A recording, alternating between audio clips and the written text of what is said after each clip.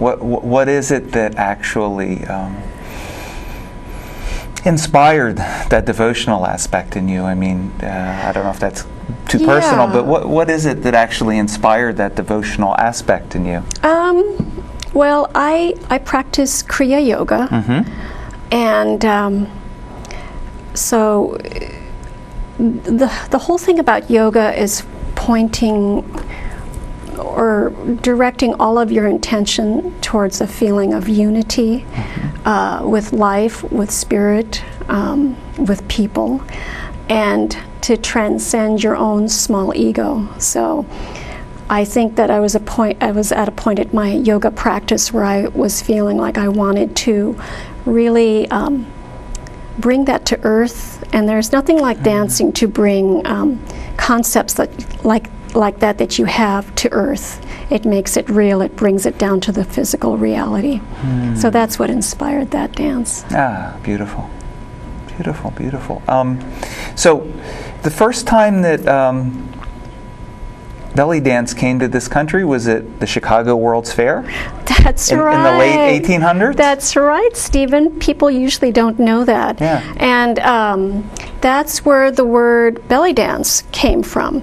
You have to imagine in the late 1800s, really, people were doing ballet, and everybody was tightly corseted with toe shoes, and everybody was wearing tight corsets, and people didn't move their torsos at all. Yeah. And so at the Chicago World's Fair, a woman danced. She, I think, was from Syria, and she was billed Little Egypt. And she danced, and the most striking thing that people noticed about her dancing was that she moved her midsection a lot, and her hips and her abdomen. And because of that, because people had never seen that before, they coined the term belly dance.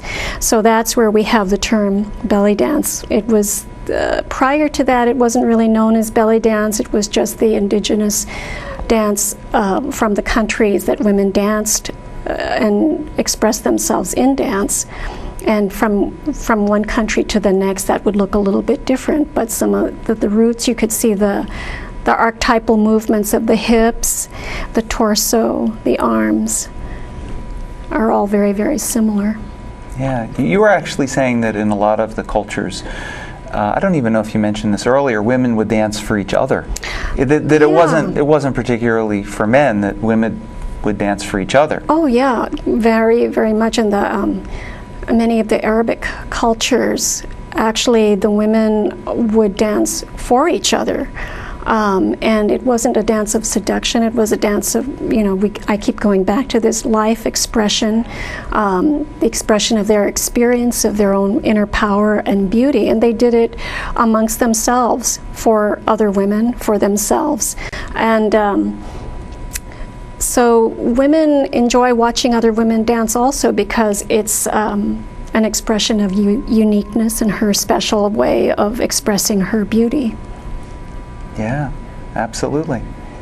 Well, what are some of the kinds of venues that you've danced in? Have you danced in, is it all small, sometimes larger? Tell me some of the kinds of venues that you've danced in. I've danced in all kinds of venues. Early on, I was really lucky because when I was a student in the early 70s, I learned in the San Francisco Bay Area, and at that time we were still fortunate enough to have the Middle Eastern nightclubs, the cabarets in San Francisco, where there were live Arabic musicians playing Arabic music for us. Oh, fantastic. And it was a real gift to be able to experience that. So I was able to dance there. Then, of course, you get offered to dance at bridal showers, wedding showers, all kinds of things, benefits. I've danced on stage for large audiences, and I've danced with modern dance companies as part of their company, with using belly dance as my form of expression, and woven into a more modern dance context, depending on what the show was about. So I've been really, really fortunate to have been able to dance in so many different venues. Ever out of the country? Let's see, have I ever danced out of the country? No, I never have danced out of the country. I've traveled, but you know, that's an idea. I should always bring my costume.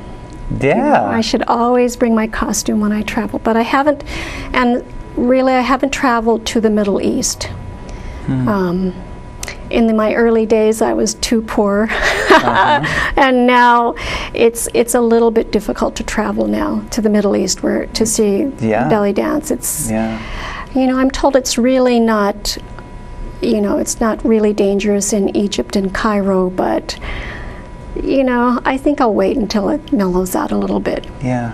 I mean, because of this, do you feel a connection with that part of the world? Definitely. Definitely, I do feel a connection with that part of the world. And it's very interesting because the attitude of that part of the world to dancing is very ambivalent. On the one hand, it's part of their culture, and yet on the other hand, there is some stigma towards it at the same time. So it's one of those things that is, it's a paradox. And the stigma being particularly, does it have to do with the nature of the dance, or? It has to do with the nature of the dance, and also I think that Islam does not look well upon the dance at all. And yet you certainly couldn't do this dance with wearing the garb that they wear.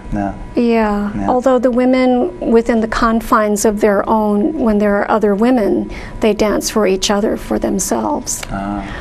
So it's a paradox. So really, in the Middle East right now, I imagine it would take more the form of women dancing with each other than there are still some very, very famous dancers who dance. Do you know any names? Are there any? Yeah, there are. There's Fifi Abdo is still dancing, and a woman named Dina, a woman named Amani. There are quite a few really good dancers that are still dancing, although not as many as there used to be, because it's a bit more of a challenge now. Some of these ladies that dance actually can afford to have bodyguards at their venues. But some of the dancers who are not quite so famous have really felt you know, that they haven't been able to dance as much because the venues that they used to dance at, like showers and weddings and parties, now those, you know, they're receiving threats that if you have a dancer, we are going to somehow sabotage your venue. My God. So now it's dancers are not as popular as they used to be. Oh my goodness. So, but the famous dancers still are able to dance. Although some of the older ones were, you know, had to retire because it just became too difficult for them. I know this doesn't really have anything to do with it, but do you like Middle Eastern food? I do. I wished I could cook it, but you know, not that exotic a cook. I do like it. Yeah. Is belly dance in India? You know, it's very, very interesting because there was some influx from India early on. When I'm talking early on, I'm talking about after, you know, the great civilizations like Mesopotamia and Egypt. There was some migration from India of the dancers in India coming into Egypt and into some of the other Oriental countries, and so there is some Indian influence in belly dancing.